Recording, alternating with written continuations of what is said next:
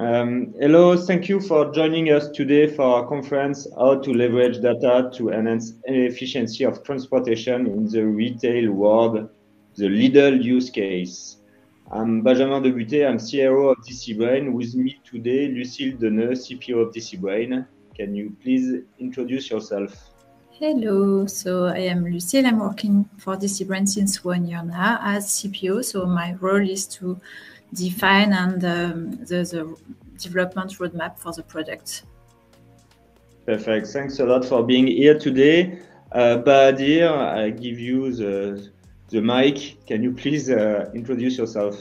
Hello, my name is Bahadir. I'm working at Shippeo, real-time visibility provider, and my job is senior solution consultant. I help our customers in their transformation journey. Perfect. Thanks a lot.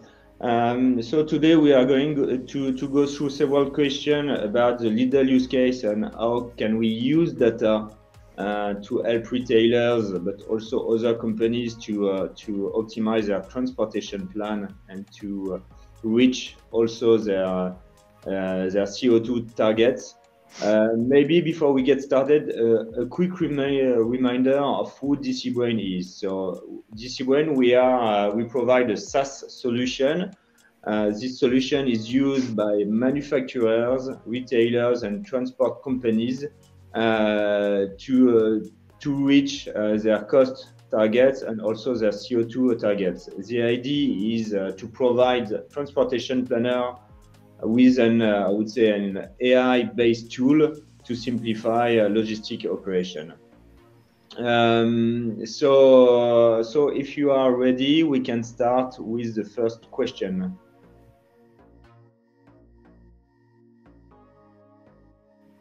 Okay, perfect. So I think most of you already know that, but retailers now they face increasing challenges. It's not necessarily new challenges, but they are getting bigger and bigger every year. So maybe the first one is the evolution of the business, of the retail business. 3 years ago, 3 or 4 years ago, with COVID, everything went online, and everyone was thinking, well, wow, this trend is unstoppable. But now the market is not that clear. Retailers need to adapt to ever-changing consumption habits. They need to adapt their global supply chain to the fact that brick and mortar is not dead. But what we see now, what we see as emerging trends are hybrid sales channel. And when we are talking about hybrid sales channel, we can only see or assess the impact on their operation supply chain. The second challenge, of course, not a new one, but a critical one, is the need to integrate ESG target into their operation processes. And this is very far from being easy. They need to quickly they need to quickly find answers to very difficult questions, such as how do I adapt my fleet to low emission zones? What can I do to increase my CO2 efficiency while maintaining my margins, while maintaining my quality of service? Is it even possible to do both of those objectives? And the last challenge for me is about creating and maintaining a network of partner transportation company, especially in this time of scarce resources. You all know that in Europe we lack drivers, we lack trucks, and having the right partner for me is a strong key to change and adapt to this new world. Again, those changes are not new, but they put more and more pressure on planification teams. At DCbrain, we believe that now is the right time for those teams to integrate advanced planification tools, such as what we provide at DCbrain. For example, our collaboration with LIDL shows that these kind of tools are not nice to have anymore, but I really think they are a must-have for retailers, manufacturers, and transportation companies to face the new or I would say ever-growing challenges that they know right now.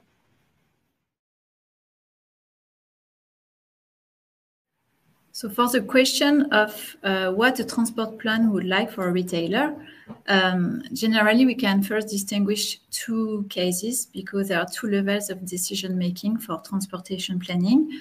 The first one is for the tactical horizon. So for tactical horizon, we are going to work on forecasted volumes, forecasted resources, and we are going to try to build a reference plan. That is a plan that will be optimized in the majority of cases. And the objective is to define then a plan that will be robust to the operational, for the operational day-to-day life. And sometimes we can build also some plan taking into consideration the seasonality of the demand. So for the days with high volume, the peak periods or the low periods of activity. So we can have like that several versions of transportation plan. And for operational level, the objective will then generally to build a plan that will be as close as possible to this reference plan. But we need to deal with the day-to-day life. So there can be more or less volumes, maybe some issues with the resources. So we should adapt the plan to these small differences in the data, and then the objective of this day-to-day is, yes, for sure, minimizing the cost and minimizing the gap with the reference plan, and finding a plan that is feasible. That means that respects all the constraints, the regulatory constraints, the site constraints, etc. So it is two levels of plan and with two different objectives.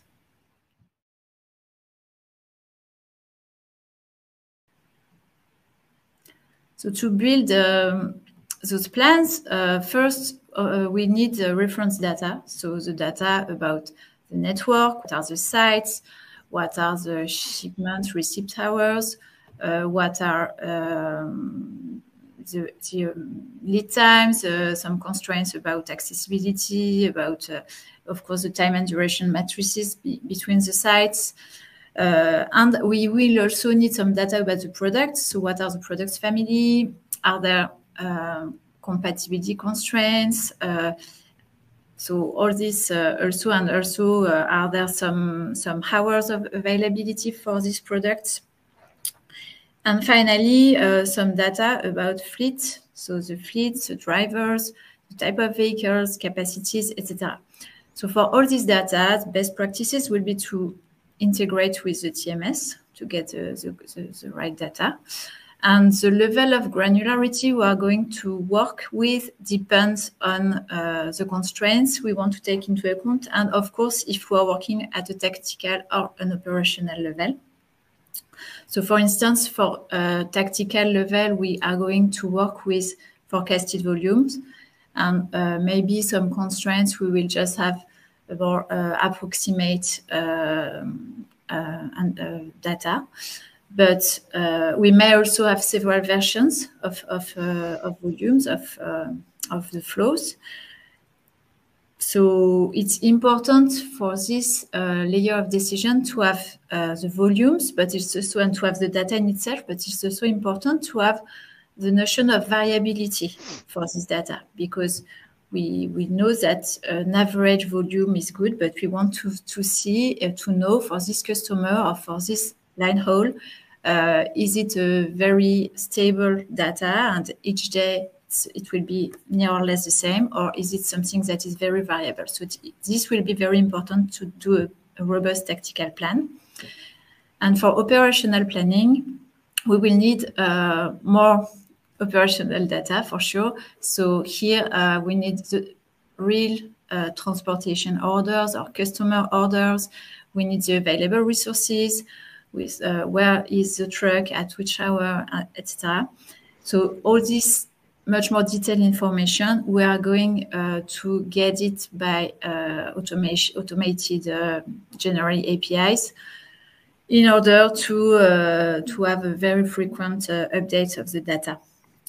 So maybe, Bahadir, if you want to complete this answer and tell us how a tool like Shippeo can help us to collect all this data.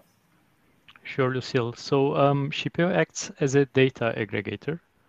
We provide visibility on the execution of the transport orders. We work in business-to-business environments worldwide. And we do this aggregation for all types of transport modes, ocean, air, rail, and road. And to do that, we match the shipper's transportation orders with the carrier's execution tools and systems. In this session, we will focus on the road part for the use case. So for road, these tools can be the TMS, the telematics providers of the tracks, mobile applications used by the drivers, or IoT devices. So then with the intelligence of our product, we will provide real-time and actual transport plan visibility. This visibility is provided to the shipper and to the carriers, and we give back the data via APIs or via our user interface. And the main added value here is that we clean all these different set of standards and we provide the expected outcome in a standardized way. So if you have, let's say, tens of different date formats, with Shippeo you will have just one format. Even that for data usage, it's a key added value. So that's for the aggregation part. Then indeed, as you said, these valuable data sets can be used for optimization of the transport plan, and the usage of this data can be done at day-to-day business horizon or at tactical planning level. For example, Shippeo generates automatic transportation statuses. So what is an automatic transportation statuses is basically a milestone of a transport order, such as shipped, delivered, etc. It is generated without any human intervention, without any declarative inputs, without any theoretical facts. So how do we generate with this valuable input is we combine the GPS of the tracks with the geofences of the pickup and delivery points. We apply a bit of intelligence behind, of course. And as a fact, Shippeo becomes the most accurate source to provide actual visibility on track movements. So when a truck has arrived, when it loaded, when it left, when it delivered, what was the weight transported in this truck? We also know what kind of truck that was, electric, diesel, and what kind of engine, Euro 3, Euro 6. We collect this information rather at carrier onboarding step or directly from the telematics used by the carriers. Today, there are also other initiatives on which we are working to get this kind of information from other sources. So these milestones and data set can be provided via APIs in real time to the carriers or to shippers, planning softwares, or to a data lake. At tactical horizon, this allows the planner to see the carbon and cost impact of its decision, even before attributing the freight to a carrier or before selecting the optimized routing. And at the execution phase, our TPA, so Transport Process Automation, it stands for Transport Process Automation, give direct feedback to the dispatcher and the planner about the real-time result of the decision. With this information, they can adjust the next shipments accordingly. Let's take an example. In the case of a multi-delivery shipment, let's say a customer order is supposed to be delivered on Friday, but according to Shippeo ETA, it may not make it. So then the planner can decide to readjust the routing for Monday morning or Tuesday to ensure this customer receives the goods without more delays. Coming to the forecast accuracy, the optimization needs forecasted volume. The demand is fluctuating. So the role of actual data is also important here.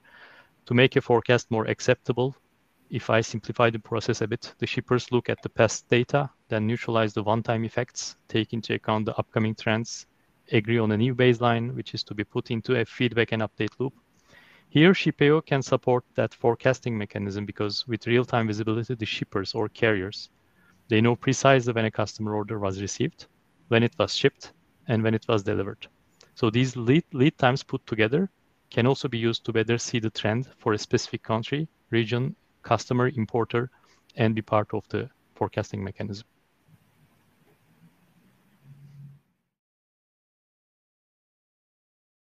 So a quick word about what we did with LIDL.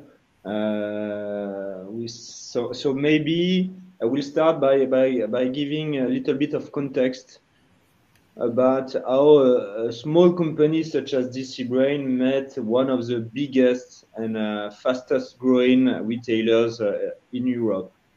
So we met Xavier Pierre, who is the French head of transport and environment at LIDL about 2 years ago. And he described to us what he considered his biggest challenge as a transportation manager in a retail company. How to reach, integrate, and then reach your ESG target, especially CO2 emission. How to grow and to develop the transportation plan. Again, LIDL is a very fast-growing company. In the early 90s, there were just dozens of retail points. Now it's more than 1,500 supermarkets in France. And he was convinced that a new approach could bring value to the company. He was convinced that at least he should try artificial intelligence applied to transportation plan. Again, the LIDL network is very complex. They have, in France, they have 25 warehouses, more than, as I said, 1,500 delivery points. And they need to adjust transportation plans to reality very, very often. And in order to do that, they have a central team who is helping local teams to anticipate volume evolution, to integrate network changes into the transportation processes and so on. So again, with so many points on the network, with so many constraints to integrate, the number of possible options is infinite.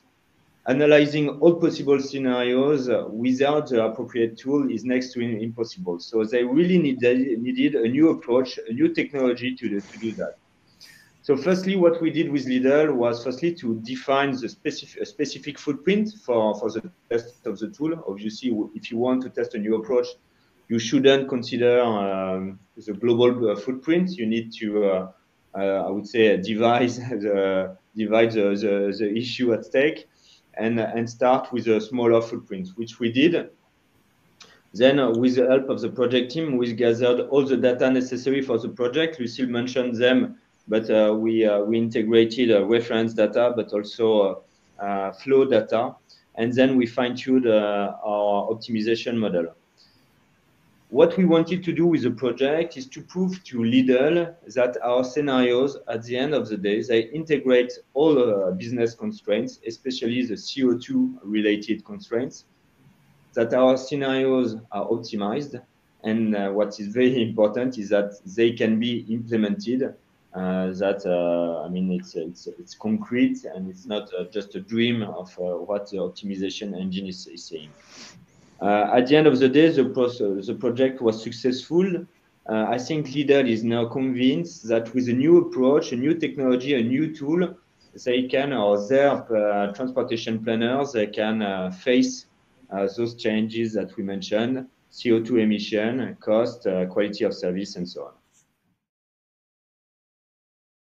So if I may continue with the LIDL case, in fact, it was very important that one person was dedicated to the project with a very good knowledge of the data and a very good knowledge also of the operational processes. And here it was the case because they were just finishing to implement a new TMS. So it was a very good context for the project.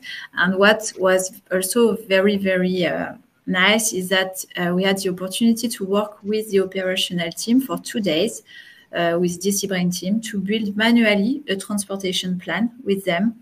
And this was very good because it permitted our team to discover and understand all the constraints and rules that they were applying to build their plan. And then it permits us to identify and to make sure that all the data was available to manage and to model these rules and constraints. So we were sure that we did not miss something important thanks to this work with the team.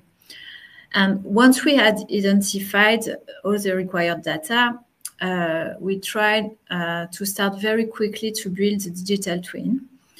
And it is also very important because it permits the business teams to easily and very efficiently recognize and understand their network. So if they can very easily see and highlight if anything is not good with the digital twin and is not the same as the reality.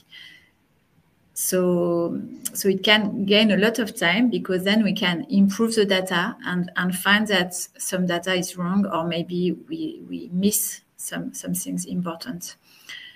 So it can really yes. Once we all agree that the digital twin corresponds to reality, then we can move forward and seek optimization. But it's only once the digital twin is correct. So we should not underestimate the time and effort that is needed for this phase of data collection and data selection. It's very important. First, it is a prerequisite to build a transportation plan, but it is also something that can add value for the company.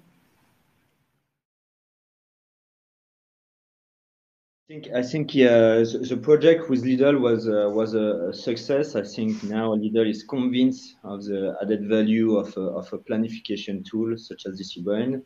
They are convinced of the data value, I would say. But if you want an AI-based project to be successful, you need to follow very strict methodological principle. I think after having managed more than 50 projects integrating artificial intelligence, I think for me 2 points are critical. The first one is that you need to have, I would say, operational expert and user on the client side in order to help you clean the data sets and fine-tune the modelization. In a way, I would say artificial intelligence is not smart.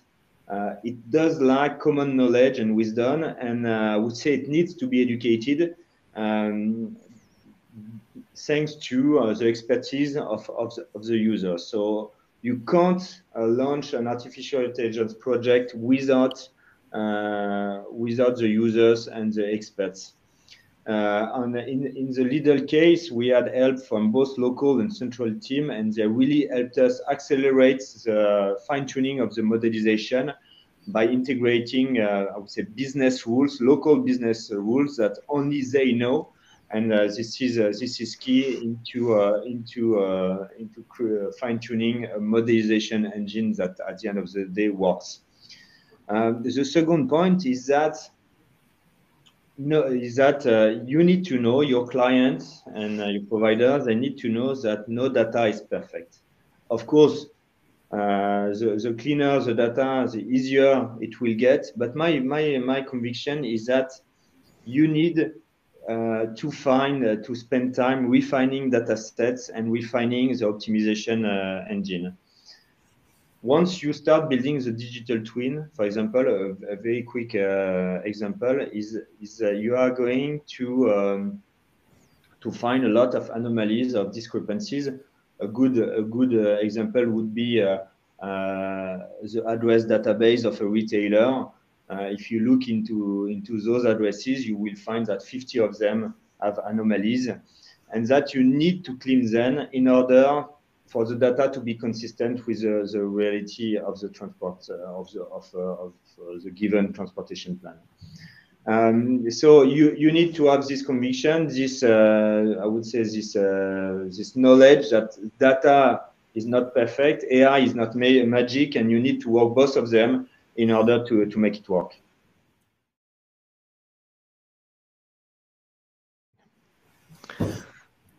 We allow the shippers to improve the theoretical plan with the real data because they can also track their transport plan in real life. So that's kind of the, let's say, joint value we propose with DCbrain. So we heard in this session that the reference plan is the shipper, for the shipper is a baseline. So generally speaking, it's built on declarative and theoretical data. Some shippers can have simple transport plans, A to B short distance. Some shippers may have more complex multi-modes, more stops, longer distance. In all cases, it's a reference built to cover the forecasted volume of the customer orders. However, most of the time, it's not accurately updated, or when it's updated, it's maybe less frequent. Planners, they don't want to take risk. They don't want to play with it. And one of the reasons is also because the actual part of this transport plan is missing. It's been missing for a long time. And another reason can be the quality of the data doesn't allow the planner to take bold decision, because it's been there, but it's on the base of theoretical or declarative inputs coming from carriers, coming from the dispatchers, coming from sometimes the warehouse. So in the real life, in addition to that, as the demands fluctuate, the real filling rate of the trucks can fluctuate as well. And without even considering the capacity crisis in Europe and the average age of the drivers, the way it goes, the non-optimized transport plans can generate a need for last-minute trucks as well. It also impacts on carbon efficiency. Spot requests are less likely to be operated by electric or zero-emission trucks. So the context on capacity, carbon, make us see that in the market, the shippers and carriers urge now to optimize their plan. They have to find a way to consume less carbon, to generate less carbon, and to consume less driver and less trucks. However, depending on the complexity, the deployment of an optimized routing needs also to be acceptable by all stakeholders. When I mean stakeholder, it's the people at the loading points, at the delivery points, but also the carriers and their drivers. As Lucile explained before, the optimization then needs to take into account the real life constraints so that the outcome can be the most accurate, most realistic. So to put it simply, there is a need for less theoretical and more actual inputs. This is where Shippeo comes in. With real-time visibility, Shippeo is in a position to provide visibility also about the real-life constraints with a clean data set and clean master data. Because these are the prerequisites for tracking a shipment in real time. You need to know when it is supposed to be picked up and where it has to be delivered. So this is the prerequisite is that we need to have clean data as input. And I want to give also a couple of examples of the questions you can answer as a shipper with the data coming from Shippeo. For instance, what if there's a consistent dwell time on that specific customer warehouse every Tuesday afternoon? What if the carrier can't confirm the scheduled pickup window? What if the carrier can't deliver this region with an electrical truck on Wednesday and Friday, but they can deliver on Monday, Tuesday, and Thursday? What if the routing was optimized, but cutoffs are too stretched, or the opposite? What if there is still room for more optimization because things go well, truck arrives earlier than they plan? So to be sure that this optimized routing can be used again and become part of the NIV transportation reference plan, you'll first want to know the real lead times, real delays, real early arrivals, real waiting times, opening and closing hours, on time versus late pickups. And with regards to the carbon intensity improvements, the actual weight in a truck and the distance, the real fuel consumption, the real type of engine, type of truck. All these elements can be provided to the shipper or the carrier, depending on who is the transport order owner. So to conclude, I would say together we reduce the gap between the expected outcome and the actual outcome of a plan. Shippeo supports DCbrain by providing the real-time and actual data, and this data can be used in the short term and at the technical level.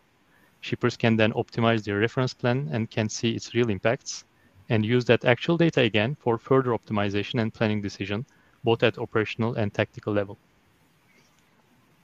Yes, thanks, Bahadir. Just a quick word of conclusion. I think what we all said is that data is key in order for the retailers to face those challenges, either for real-time visibility, forecast, or also real-time optimization or tactical optimization. I would say that the first step is data. Start with the data.